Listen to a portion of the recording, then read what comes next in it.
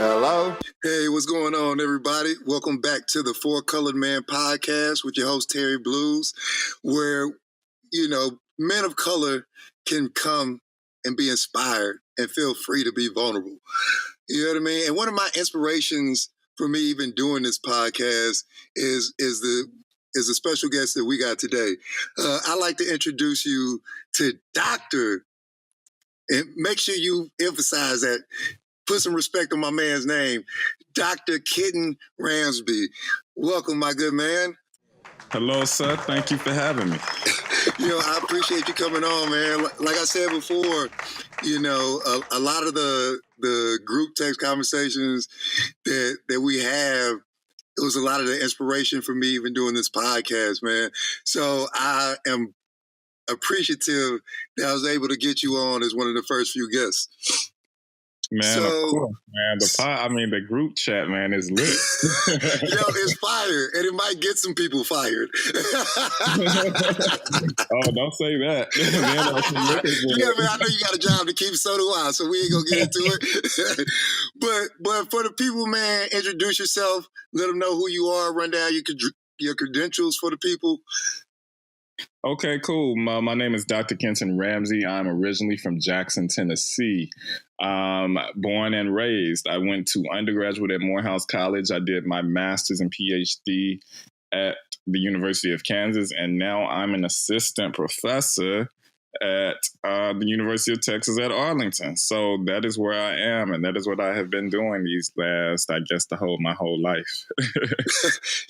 And I want to make sure that it's known that was a very modest introduction, because not only is he a tenure track professor at UTA, but also you're on a fellowship right now, right?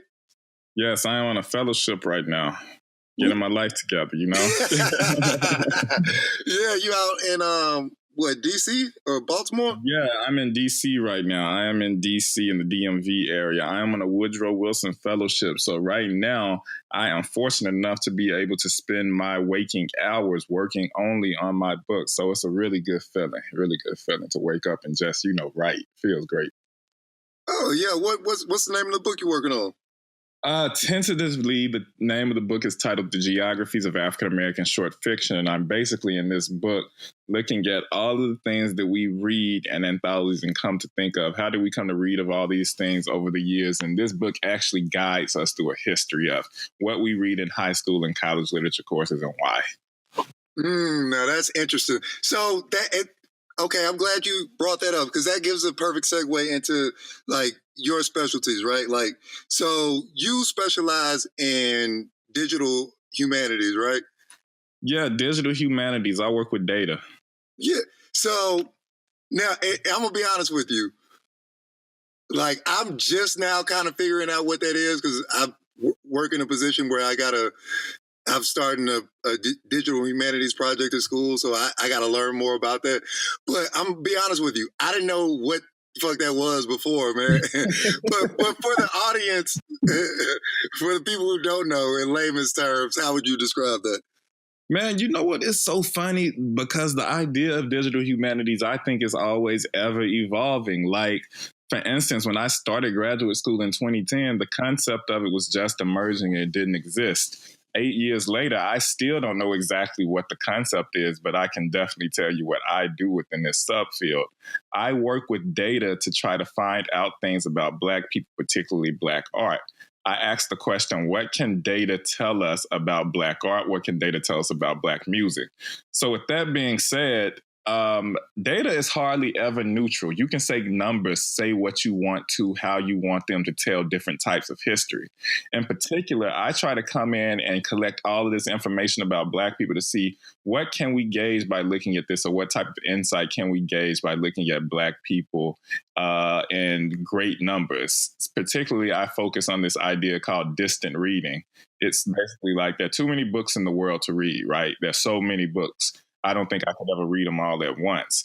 But the idea is, what about when we use machines to help us read? What do we learn about ourselves by taking 4 steps back? So that's kind of where I deal with, in a way. And I know that was convoluted. Yo, that kind of blew my mind a little bit because I because I always talk about the robot apocalypse, but we teaching these motherfuckers to read too. We ain't nobody gonna be safe from this shit. You know These what? bots is reading. It's so interesting though, but think about how much of the computers we think to dictate our lives now. Like, I'll be for real with you. One of the biggest ways that I get information is usually through Instagram, through social media. I depend on my friends to share information so I can find out what's going on in the world, whether it's about music, politics, sports, what have you. If it's breaking news, I hope it's found in Instagram. But think about what you have when you have this web of all the same people sharing the same things. Computers began to pick up sentiments about what are people more into? How do people respond to certain types of information? Like, in a way, we're in the Matrix, but I don't want to make it seem like it's that high tech, that spooky. No, but, it is though. No, you know how you know it is? Because you know what's funny? We got an Alexa in the kitchen, and I unplug that motherfucker every chance I get. Because I know this shit is listening to me. Because there's no way that me and you can have a conversation, and the next thing I know, Facebook is advertising some shit for me. Like, if I start cracking on you about your hairline, and then next thing you know, niggas is promoting Jamie Foxx wigs on my page, like, nigga, I know like, I know that there's a constant intake, especially, you know, you got that shit in your pocket. So it's constantly intaking information and processing it. And in a way, it's trying to best serve you, but that's a slippery slope. You know what I mean? I mean, that's only assuming that the people collecting and harvesting this information have your best interest at heart. Again, I'm an English professor that teaches about data, but I see a need for teaching about data ethics. How do you use people's data ethically? That's kind of where I'm thinking about. This field is emerging so quickly, but I just fear that the field is not the actual institutional side, like what we teach in class. Are we teaching enough? Because think about how you use your phone. Think about the advertisements you get on your phone.